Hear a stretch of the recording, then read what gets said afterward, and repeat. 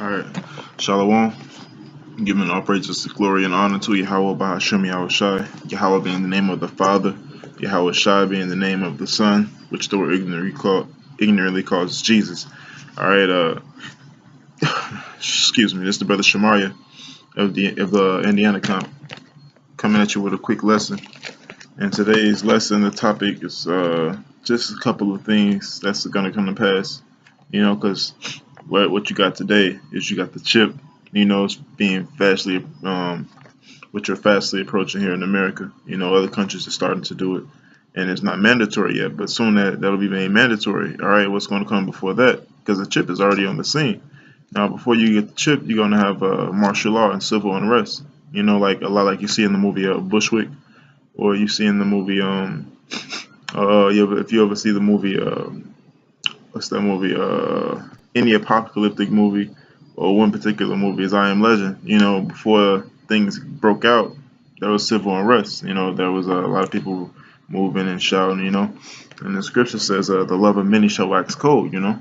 Because there was civil unrest and before time, but we now know through the strength and the power of Yahweh Shem Yahweh Shai that that when the hell come today and this time around, it's going to be like a hell that no one had ever seen before on the face of the planet.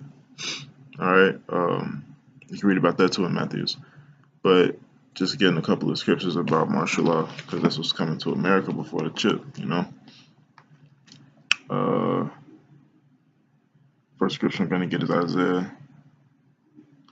No, I'm going to get Revelations 12:12, because a lot of people don't know, but this devil is coming down with great wrath as we speak right now, but it's not obvious. It's not blatant of what this devil is doing. He does all his evil works behind closed doors and behind curtains, like chemtrails, MK Ultra, and how all these different programs and the chip, because he's making a chip seem like it's a good and inviting thing, but it's not.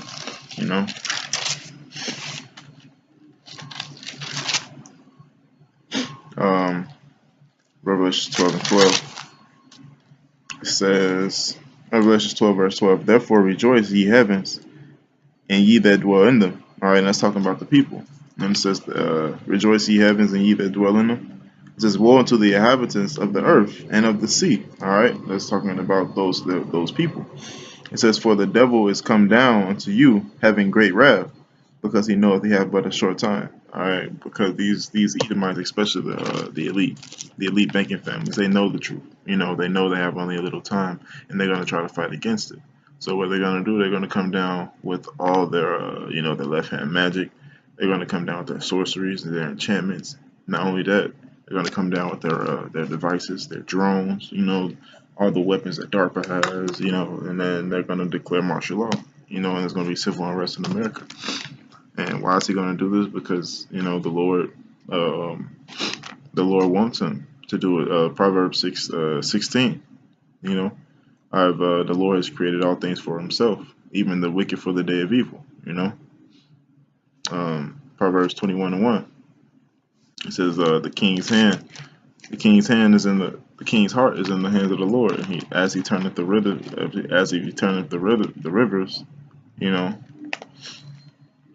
He controls the hearts of men. Next scripture I'm going to use is Isaiah 13:16. All right, I'm going to start up a little bit. All right, now this is a prophecy after the chip, because it says, "Therefore, that's not Proverbs, Isaiah 13:13. "Therefore I will shake the heavens, and the earth shall move out of her place, in the wrath of the Lord of hosts, in the day of His fierce anger." And how is the earth going to move? The earth shall reel to and fro like a drunkard. The Lord's going to shake the heavens with the missiles. With the missiles, the ICBM missiles that He's going to shoot from across the world. From Russia to America, from North Korea, from China, to America. That's how He's going to shake the world, shake the heavens. The earth shall move out of her place, and it says, "And it shall be as a chased roe, as a sheep that no man taketh up. They shall every man turn to his own people and flee one to his own land. It's talking about the heathens, not the heathens, but the foreigners that comes from different lands like India and Saudi Arabia, all of the foreigners that wasn't birthed in America that had to get civilian civilian green card, not green cards, but if you had to become a United States citizen, they're gonna go back to their own land. All right, it says because America's gonna be so fucked up.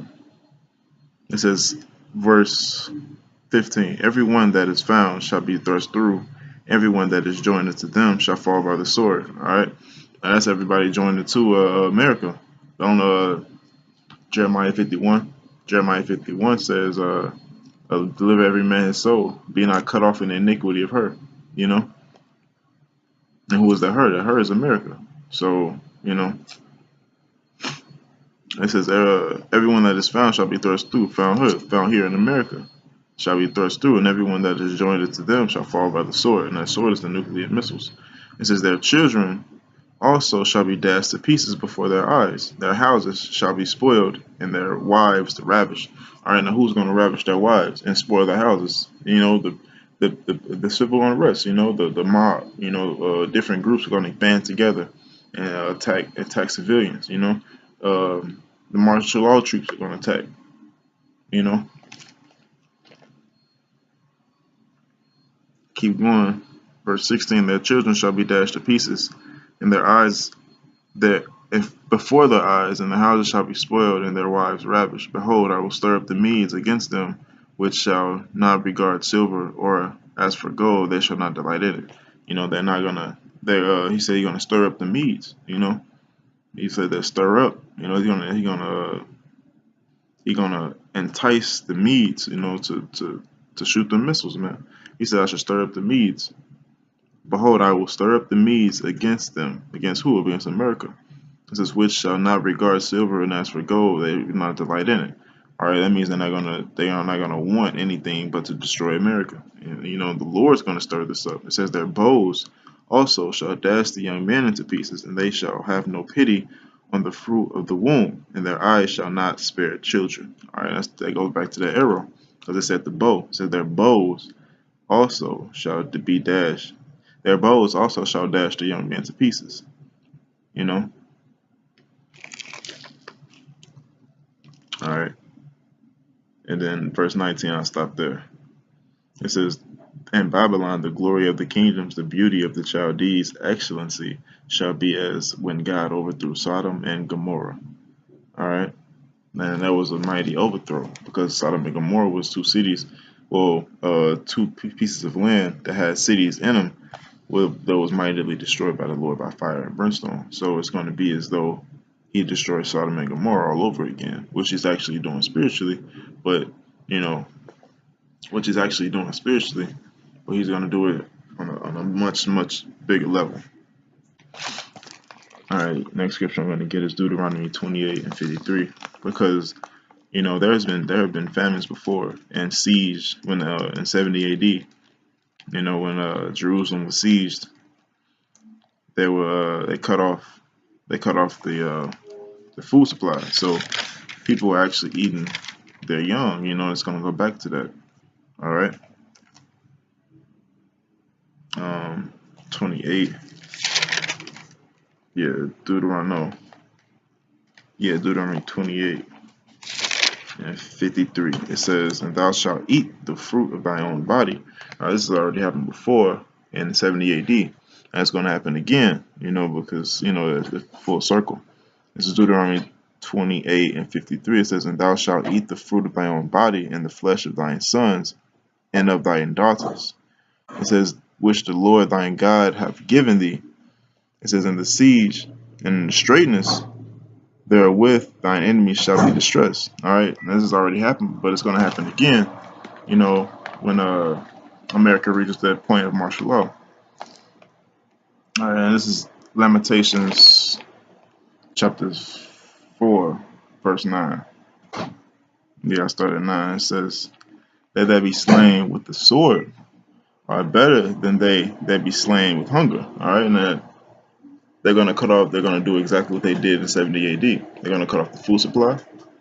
So trucks can't supply the grocery stores. You can't go to your local Walmart nor Walgreens, to pick up food. So what's going to happen is, people are going to start eating each other, you know. And it says, they that be slain with the sword are better than they that be slain with hunger, because when you driven to that point of starvation, your body starts to influence itself to do things that you normally wouldn't do. You ever see the cartoon where when there's two people starving in the desert, and he look at his friend, and start to like a hot dog? That's going to happen again. All right, it says for these pine away, stricken through for want of fruits of the field. See, they pine away for want of fruit. They pine away stricken with the wants of fruit of the field, because there are none. They want 'em so bad that they're going to start to eat the fruit of their young. All of these young women having babies, they're going to start cooking them babies. But of course, the men of the Lord's going to look out for them. You know. Any more scriptures? Uh, yeah, Ecclesiastes 12:3. Because there's going to be no more jobs. It says Ecclesiastes 12:3 says the grinder shall cease. You know.